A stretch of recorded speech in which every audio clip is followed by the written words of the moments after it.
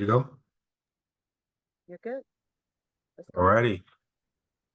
Good evening. The time is now 6:02 p.m. And I would like to call to order the October 1st, 2024 Board Audit Committee meeting. Welcome, everyone. My name is Brandon Jackson, Chair of the Audit Committee, and also representative for District 6, Prince George's County School Board. Tonight, this committee will listen to the overview of the internal audit and resources. Roll call, Ms. Martin, please. Good evening, everyone. Mr. Brandon Jackson. Here. Ms. Pamela Booster-Struther. Here. Mr. Jonathan Briggs. Here. Ms. Madeline Frazier. Ms. Lolita E. Walker. We have quorum. Next, we'll move to item 1.3. It'll be the introduction of the committee members. Hi, good evening. I'm Pamela Boozer-Struther. I'm the Vice Chair of the committee and the District 3 Board of Education representative. Good evening, everyone. This is Jonathan Briggs, District 2 representative. Happy to be here this evening. I will be off camera, but in future meetings, I'll be available, but happy to be here. And I am Board Member Jackson of District 6 and also the Chair of the Audit Committee. Now I'd like to ask the administrative staff, the board office staff, and other guests to introduce themselves.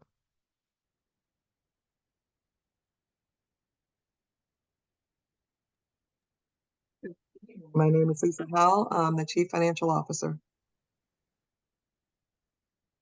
My name is Janice Walters Temple. I'm the Acting Internal Audit Director.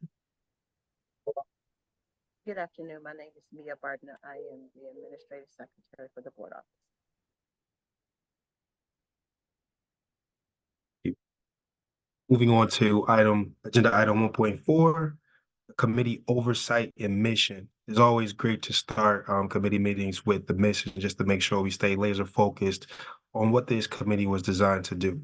So the primary purpose of the Prince George's County Board of Education Audit Committee is to provide oversight of the financial reporting process, the audit process of the PGCPS of PGCPS internal controls and compliance with laws and regulations. Item 1.5, the adoption of the October 1st. So the question is to adopt the October 1st, 2024 Board Audit Committee meetings agenda item without objection.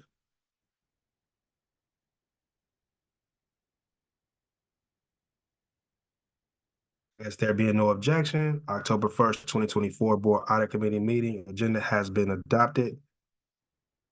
Moving to item 2.0. There is no public comment or no one is registered to speak tonight. So discussion item in the overview of the internal audit and resources. I want to recognize Ms. Janice Walters Semple, the interim internal audit director, to give us an overview of the internal audit and resources. Okay, good evening, everyone. Excuse me, Chair Jackson, I see in our board docs that we have the September 3rd meeting minutes to approve. If you want to take a step back and have us approve those before we move forward. Absolutely, thank you, great catch. So I wanted to see, I guess, take a vote to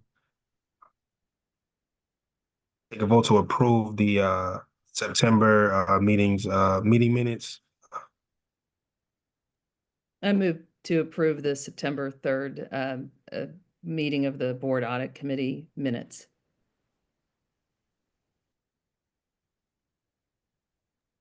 Second. Ready.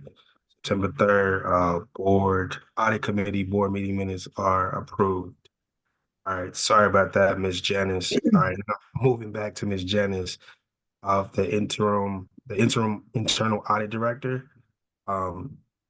I wanted to yield the floor to you for your presentation today.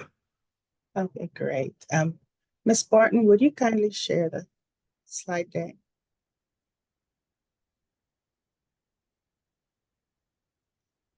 All right. I am happy to present to you an overview of what our office is all about and what we do in support of the Board of Education. So here's an overview of the Prince George's County Board of Education's internal audit process and the resources that are available to you. Who we are. Well, the internal audit department is an office that's established by the Board of Education, and its primary objective is that of assisting the Prince George's Board of Education in effectively discharging its duties and responsibilities as it oversees the operations of Prince George's County Public Schools. Next. Okay, I do not see the next slide. Who we are continuing, please.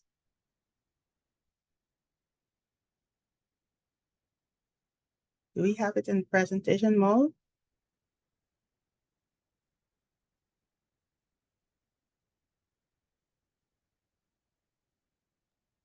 Yes, this is the slide I had mentioned to you that was blank. It just said who we are. It's not blank. I can go off the one I have on my desktop to say what should be reflected there. We had a similar situation the last time. So the internal audit office was established in the 80s, and at that point it comprised of 3 retired federal government employees. Subsequently, the Board of Education saw the need to create a department with a structure that's consistent with industry. And in 1997, the Board of Office moved to hire an internal audit director. At this point, the reporting responsibilities for the internal audit office shifted from that to management and created an independent line of reporting to the Board of Education. The FTEs increased from 3 back in the 80s to now 12 as of June 30, 2024. From its inception, the internal audit has been committed to adding value to Prince George's County Public Schools by a process of reviewing Prince George's County Public Schools departments and schools processes and identifying for areas for improvement relative to reduction of waste, fraud, and abuse. So if we move to the next slide, where we have our organizational chart.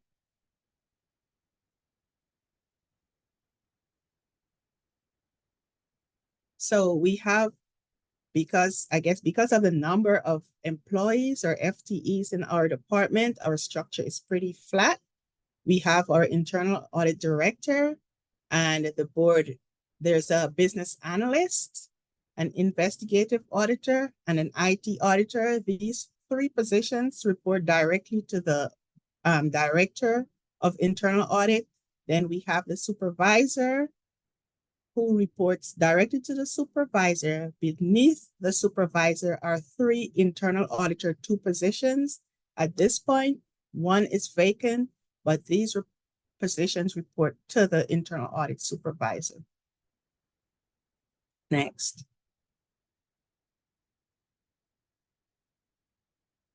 Okay, so someone may be wondering, what does the internal audit department do?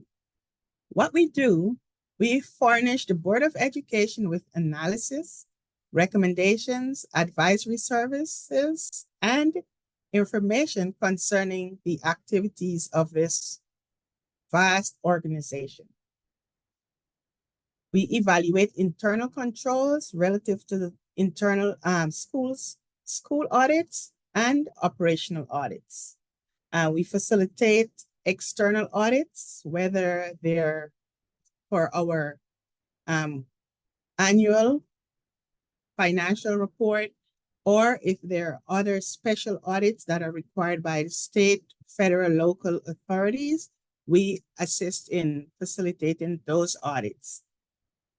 We provide the board with feedback as to how those audits are progressing from time to time.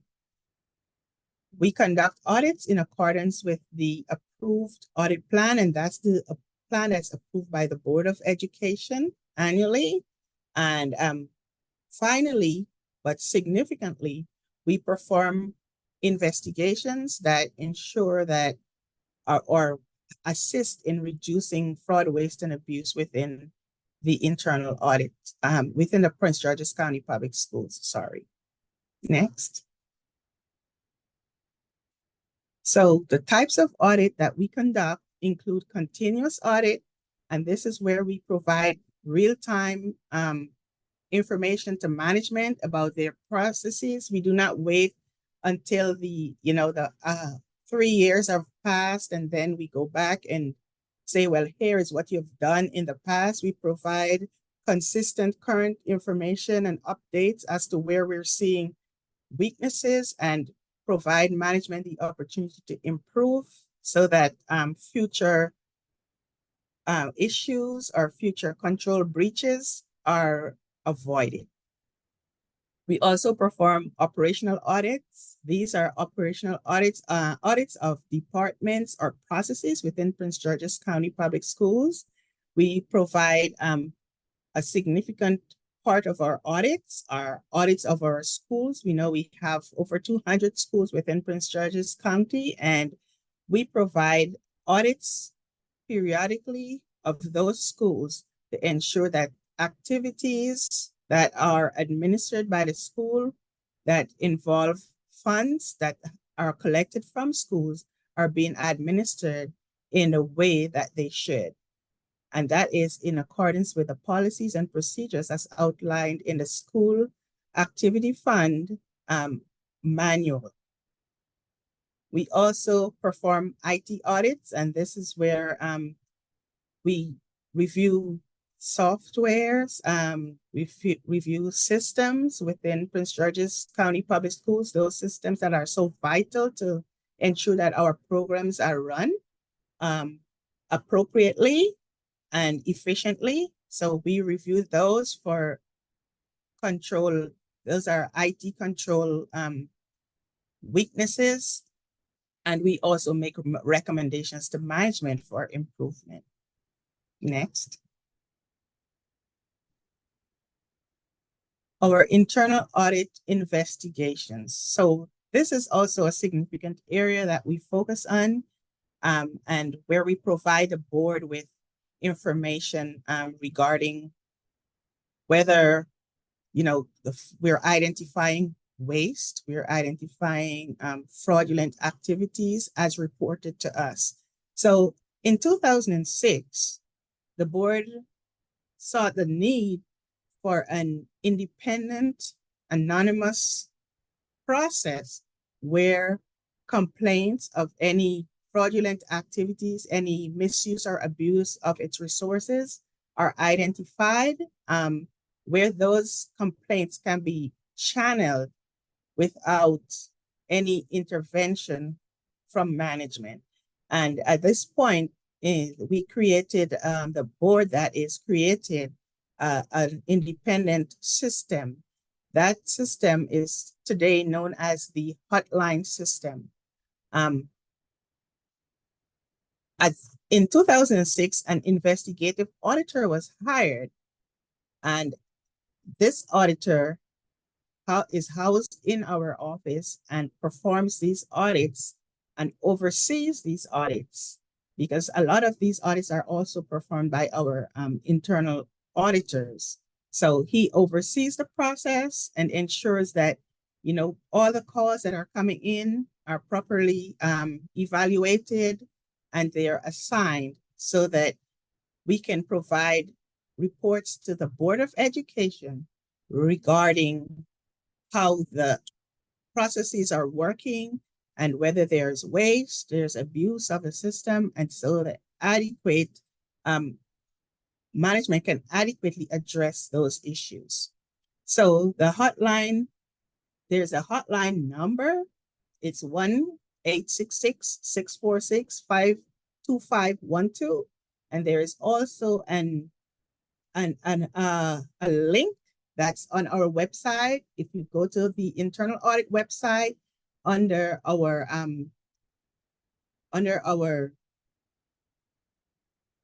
investigative procedures, under that tab, there is a section that's called caller responsibility, and the hotline number and the link to the hotline is located there. Next.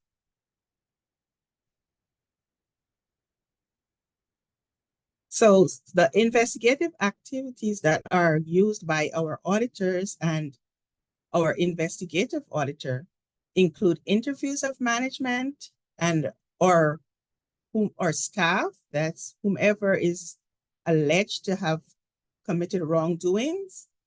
We have interviews of those persons. We review relevant documentation, or we examine documentation, any evidence that's available. We go through those in order to ensure that the determinations that we've arrived at are legitimate and they're founded. We observe activities in the process, and we analyze data or analyze other information that's maybe electronic in nature. So those are the main things that we do in terms of our activities in order to arrive at a conclusion as to whether an allegation is deemed to be substantiated or not. Next. Okay, so here we have a flow chart of our activities and more how a call that is received by our office is channeled through the process from the time we receive that call until the call is closed out. So internal audit receives, beside the hotline, we may also receive calls, phone calls, we may receive emails, we may receive hard copy mails that allege some sort of wrongdoing. Once those complaints are received, the complaints are entered into the hotline. If they've not been directly reported through the hotline to the hotline, they're being entered by the investigative auditor.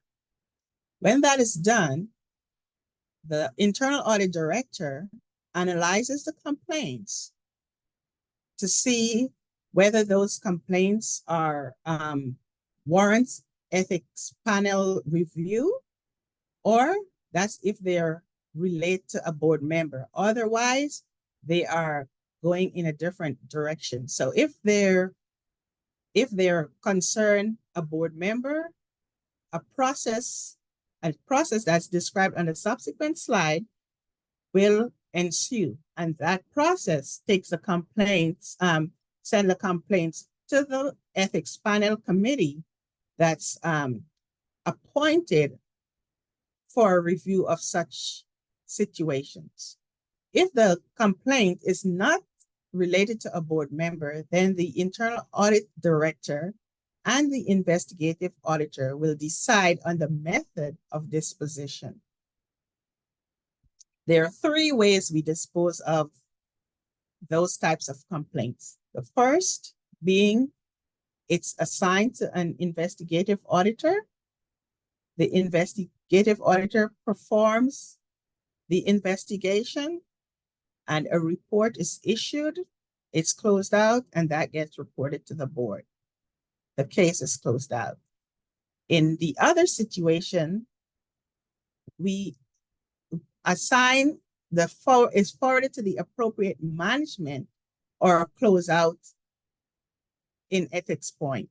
So in the case where it's closed out in ethics point, let's say it's a complaint that might be a complaint that we did not get enough information. Then we'll reach out, internal audit will reach out to the person making the complaint to say, well, we do not have sufficient information to pursue this investigation. If we do not get a response from the person making the complaint in a reasonable time, we are going to go ahead and close out the complaint.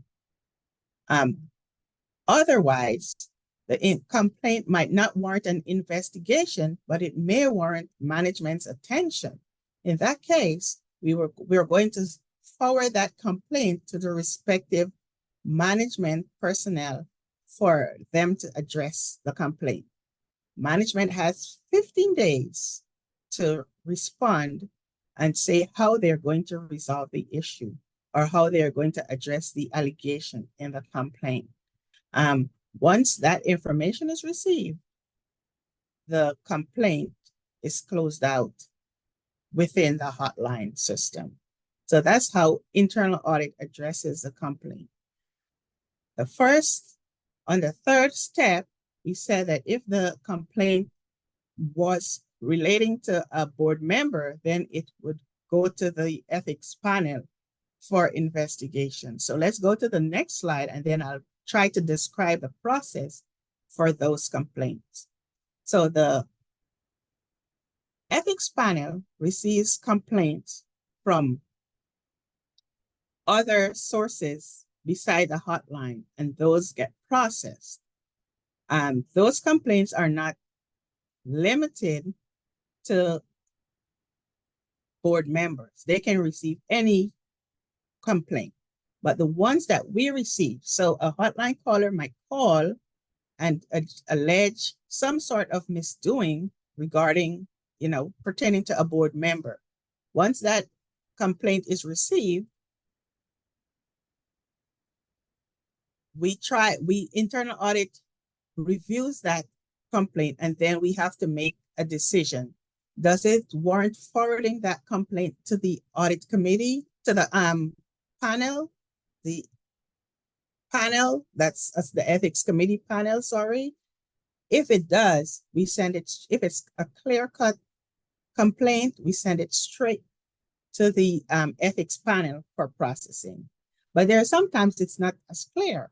So in that case, the internal audit director will confer with the general counsel to see, pursuant to policy 0107, ethics regulation, should this go to, should this complaint be addressed internally or should it go to the ethics panel? At that point, the Office of General Counsel would review the complaint, and if they say it should be forwarded, it goes straight to the ethics committee for processing. Sometimes the General Counsel office would not necessarily agree that this complaint should go to the ethics panel. So at that point, they'll recommend that the internal audit or some other relevant office dispose of that complaint, and then it gets closed out. But for the complaints that the ethics committee would review, the ethics committee, at that point, they determine whether an advisory opinion is within their purview. And then if it is outside of their purview, then they decide that it's not for them to address and they'll close it out. But if they decide that they're going to look into it, they provide internal audit monthly status updates and notifies internal audit when the review is completed. So there has been a relationship between the internal audit office and the ethics committee panel, where there'll be periodic check-ins to see, well, how is this, complaint moving along? And then we'll have periodic updates. It may take longer than 15 days to resolve the complaint, or 30 days, or maybe 45 days to resolve the complaint. But normally there is a monthly status update that's provided to internal audit regarding these complaints. During internal audit's status meeting, a status report on open cases is usually provided. If the ethics committee provides a report to the board when they would have completed their review, they're required to provide reports to the Board of Education, and that's required to be done within 60 days. That report is retained by the board office after the case is closed out. Internal audit closes hotline case. Once that report is received, internal audit will also be notified, and we report that in the system, we close the case at that point. So the estimated time of completion is about 60 days for the cases. Okay, so this is what internal audit does in a nutshell. However, internal audit is not operating in a silo. We have a body that we report to, our Board of Education, and our Board of Education has been very instrumental in overseeing. Since we do not report to management, we report to the Board of Education, and the Board of Education has its oversight responsibility.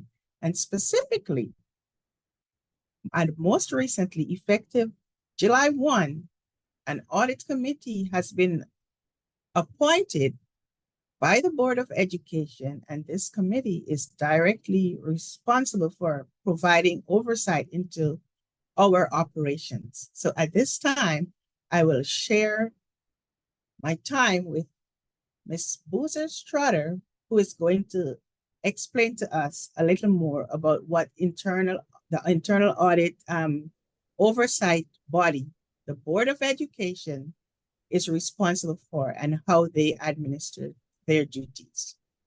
Oh, thank you so much. I do want to move into this section with the chair's permission, and also in partnership for this section. Chair Jackson, if you don't mind if I start us off.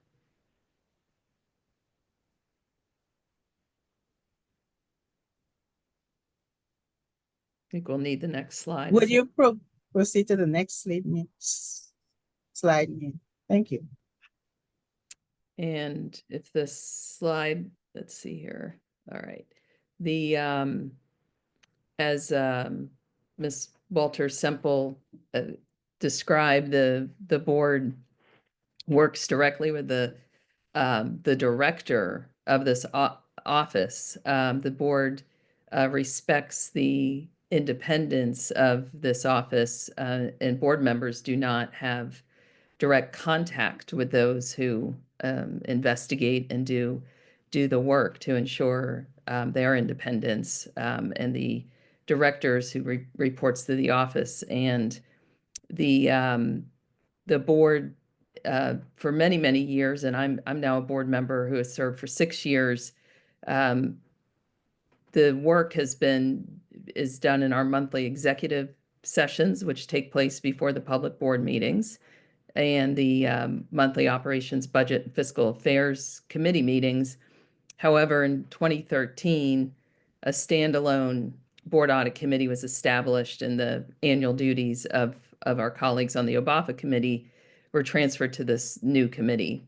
And we have worked for the past year to establish full committee and report to the board in public, similar to Policy and Governance, Academic Achievement, and the OBAFA Committee.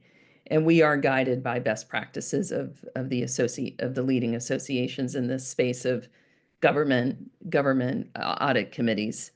And we are always in a process of continual education as board members in many aspects of our work.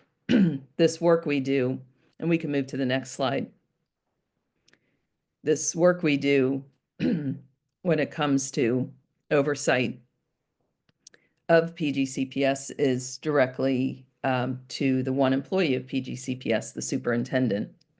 And that is where all of this information flows to. The Board of Education has the one employee of PGCPS. And I think our role as a fully elected board and as elected officials, the expectation of the public and the taxpayer is our oversight of the of PGCPS. So this is a really important part, but is often somewhat invisible to the public. Excuse me, because much of this work does need to take place in our confidential sessions for the reasons that Ms. Walters-Semple explained, that there are accusations usually about individuals and actions. So, you know, they need to be substantiated. And it was described how ultimately these complaints can be unsubstantiated. So we as a board, we'll get into I think the next slide has much more of the activity, but the, you know, within a year, if you just look at this past year, hold on a second, my dog is barking. Let me put on headphones. I apologize for the interruption.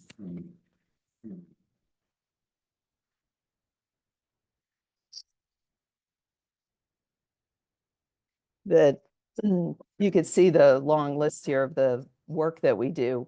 Just this past year, we've reviewed 67 internal audit department reports and investigations, and that included 28 of the student activity funds, 14 operational audits, and 25 fraud investigations. And the oversight of the PGCPS management action plans post these internal audit department findings. That is our job as the board to ensure that the corrective actions or next steps are seen through. So these reports, you know, are something that we continue to ensure that as board members we ask questions about. Did this happen? We, you know, may pull up reports and say we were concerned about this one, and we might see trends that lead to change in policy or budget priorities or other actions under our purview. So ultimately, you know, this past year there were 559 of the fraud, waste, and abuse hotline report submissions, as Ms. Walters-Semple explained. Not all of them would make it to the full process. They might be a complaint that would fall outside of that, or there isn't enough information, such as maybe be moved to another department if it's not exactly a fraud, waste, or abuse hotline. So the board doesn't ultimately review all 559, but it's important for us to know we do review the breakdown of the complaints and what they are about, and we do get to ask questions and have the opportunity to see to see trends for our oversight. And of course, there's a series of annual financial reports that we oversee: the annual comprehensive financial report, the annual schedule of expenditures, federal awards and reports, and review of response to single audit reports. This past year, the internal controls over financial reporting. And additionally, we review and respond to the PGCPS annual risk assessment report, and we review and respond to external audits that could be conducted by the Maryland State Department of Education, MSDE, the Maryland Office of Legislative Audits, or other authorized entities.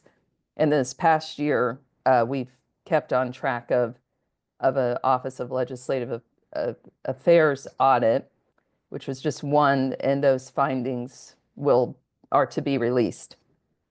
But so we're made aware that this audit is happening and that PGCPS is responding to it. But as the board, we need to be aware of the results when they're posted, and our oversight that corrective actions are taken. And of course, as noted, that we're oversight of the internal audit department through the director, again, for that independence that needs to be exercised. And we review and respond to the annual plan by the internal audit department, which was presented at our last meeting. So this is, I welcome Chair Jackson to add more to this, but this slide is more about, bringing a little more context and understanding to this work of the board of that. It's a significant part of what we do, and ultimately, as we may discuss in Q&A, there's aspects of that work that sometimes are revealed publicly because the incident rises to needing to be referred to law enforcement, and at that point, that would end up taking a different sort of public facing once it's with the in the courts. So that is that is some of what I wanted to offer about this work from the board members' side of this work, and I hand to Chair Jackson if you'd like to make some comments on your time as a board member and the work this work we've been doing. You all appreciate it. I think that you captured most of it pretty accurately. I just think that um, now is a time for an audit committee to be stood up. Excuse me, I'm under the weather a little bit, but now is the time for the audit committee to be stood up because of there's always questions about I guess the return on investment. I always hear a lot of times that we are, a nearly $3 billion enterprise, and people are always wondering how our funds are being leveraged, if they're being leveraged efficiently, effectively, economically, all of those great things. Some from a financial perspective and also from a performance perspective. We have now an oversight organization that's going to be able to give the public and also inform school board members of the work that we're doing and how we're managing our funds appropriately. So I don't look at audit as I got you entity. I think it's more of an assurance type of entity where we just want to make sure that we communicate the quality of the work that we're pumping out at PGCPS.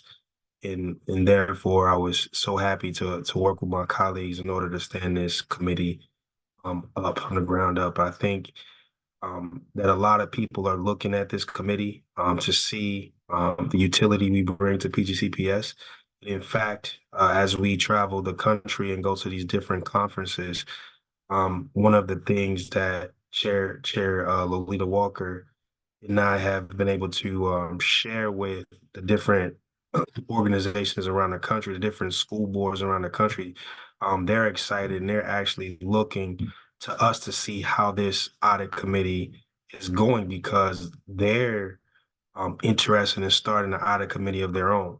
And so we're on the I don't want to say bleeding edge, but we're pioneers to a certain extent when it comes to forming audit committees. There may not be many organizations like ours, so it's always good to be pioneers in this frontier. So that's all I want to add at the moment.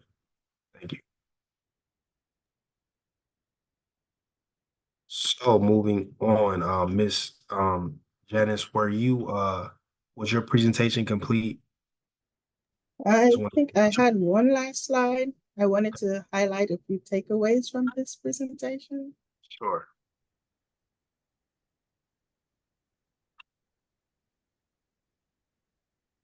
Okay. Again, internal audit, just a few takeaways, final tips for you.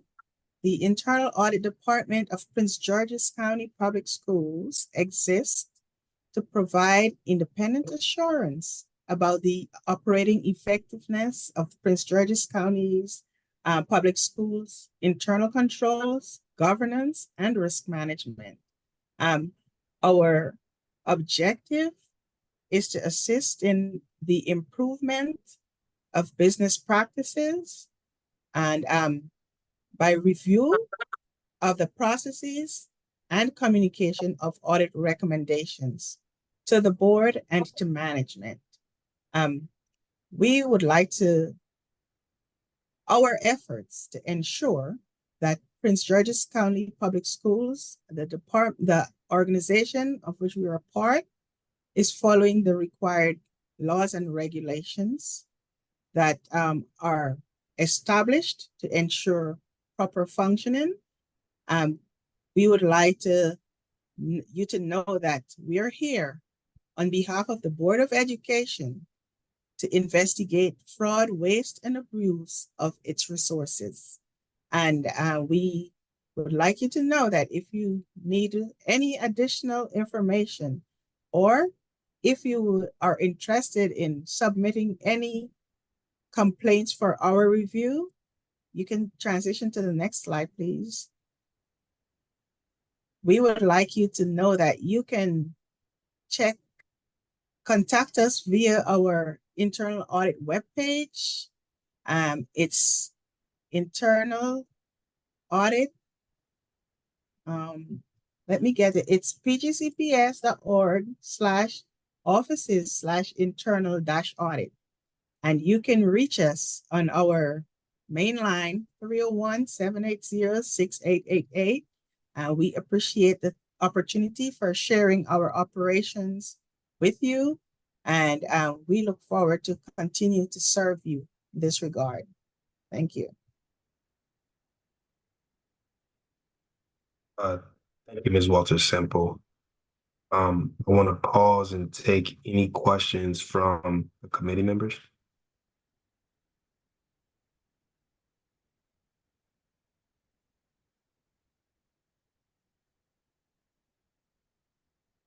Alrighty, seeing as that there are no questions, I'll Ms. move. Blumenstrada raised her hand. I raised my hand. Ms. Struthers, I didn't Oh, see. thank you. Yeah, I wanted to, I mean, there's a lot of terminology that we use in this. And the one thing I wanted to ask for you to do is clarify for the public what a student activity fund is. Because, I think a lot of folks think about our work as overseeing the public dollars, the federal, state, county taxpayer contributions, as well as, and we do have, of course, private contributions, such as the private grants, but Student Activities Fund, can you explain how the voluntary aspect of those funds and how they're different from other funds? Okay, so student activity funds are the funds that are received at the school or collected at the school level to ensure that school activities, for example, fundraisers, it might be yearbook, it might be some kind of activity for the year groups.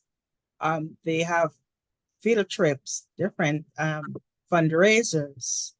So funds are collected by students, where students go out, they solicit, sometimes they fundraise, sometimes they're just getting funds from their parents to participate in field trip experiences. And those funds are collected by teachers. They're required to be recorded in a specific manner and processed in a school's bank account. Those funds are supposed to be in the custody of the principals, who's the principal is considered a fiduciary agent of the school, and they have the general oversight responsibility and a fiduciary responsibility to ensure that those funds are administered in accordance with policies and procedures that have been created by our Office of Financial Reporting. And so we ensure that those funds, our students' funds, our babies' funds, are used in the way that they should be used, and that they're not subject to abuse. Yeah, and I, as a board member, I appreciate that, we've taken on that responsibility, because these are voluntary. Every dollar is voluntary in this case, correct? Correct. Yeah, that even though these are not the public dollars, the Board of Education treats them equally to public dollars with a very rigorous process that I think any principal would would share. Is a really serious process that those funds as well are, that we have oversight of those funds. I think you've clearly covered what's something that's unsubstantiated, partially substantiated, or substantiated. But if you'd like to say more about those designations to help the public understand, and the other is corrective action. If you could discuss a little bit about how how ultimately these reports result in a corrective action plan and what exactly that means. Okay, so firstly, substantiated. So a complaint is alleged against an employee, someone within the Board of Education, to say that they have done something that is not in accordance with what is expected or what is required of them. So internal audit investigates, and based on the outcome of our investigation and the evidence that we would have observed or uncovered, we can determine, okay, this complaint is true. And sometimes a complaint has different aspect of the complaint. So we can determine that the complaint, based on the evidence reviewed, the complaint is true. It's, in that case, we say it's substantiated. Sometimes the complaint is totally false. Somebody might just be angry about something and is saying something about somebody else, and we cannot substantiate the complaint. Or somebody may just be speculating that something is happening. Based on the evidence that we review, it's totally untrue. And so we say it's not substantiated. But in some situations, some aspect of the complaint might be true and some might not. In that case, we say it's partially substantiated. As far as action plan responses or management's responses, when we would have, let's say we would have found in this case, if we're dealing with an investigation, that the complaint is substantiated, it's sent to the proper management or of the office of our school, and they're required to respond to tell us how they're going to remediate the issue. It might be something that warrants some attention by the employee and labor relation, where an employee may need to be disciplined. Then we would have that, our recommendation would go there to say, well, we recommend that ELRO addresses this issue. So then the respective department would respond to internal audit, and internal audit therefore communicates that response to the board to say that management has responded in an appropriate manner to address the recommendation that has been made to address the concern or the allegation in this case. And it's the same for our audits. We do not use the terms substantiated or unsubstantiated. What we do, we say, here is the issue, and here is what we recommend. Management may not necessarily agree with our recommendation. They may have a better way to address the condition or to address the finding. And then management provides an action plan response to internal audit, saying, here is how we plan to address the issue. And the issue would also be communicated to the board for resolution. Yeah, and I think what you're conveying is, the depth of this work and how many divisions and departments and schools it can touch, and how many titles that you've mentioned, in the system that, that this was founded in the 1980s and really in the late 90s. We're getting close to 30 years of a system that, has a lot of moving parts, needs to operate at a deep level of, investigation, and that you need to get it right, because you don't want someone accused of, what I'm hearing is, you also don't want someone accused of something that they did not do, and that this takes a lot of expertise, and that your department has, over the years, grown that expertise, and is able to operate in, as Chair Jackson keeps reminding us, the $3 billion annual, operation between annual budget, operations budget, and capital budget. So I just wanted to call out, the significance of the expertise that PGCPS has in the system, and the opportunity as a Board of Education member to work with a division that has, built such a, a division that has a reputation of, doing the work, and getting to the good results, to protect the system. So thank you. Yes, and if I may just add that our role as internal audit is not just to point out deficiencies, if you may.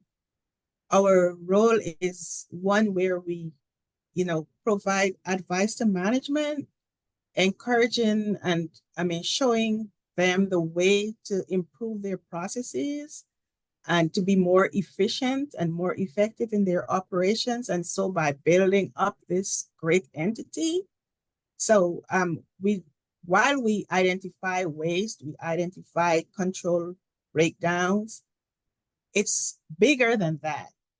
What we also strive to do is to build up this organization. So I just wanted to add that. Yeah, thank you. I appreciate the time. If any of my other colleagues have questions. I just had one question. Sorry, I meant to raise my hand. So I'm not sure if I need the chair to recognize me. Okay, looks like I do. I just wanted to say, Ms. Simple, are the slides going to be shared with the board, the ones that you presented on? I just wanted to kind of read back over so I could have it locked in for my knowledge. They have already been shared with the board office, so they're available to you, sir. Okay, they're already on board docs. Great. Thank you. You're welcome. Great. So I guess lastly I want to say it's Walter Simple. We really appreciate the work that you're doing. I know from being an auditor in the past that it's a thankless job. And a lot of times when people see you coming, they run the other way, but I understand the grind, and it's something that's necessary. And I like the way you put it. It's about improving our entity overall, and it's a necessary thing. So I just want to say thank you.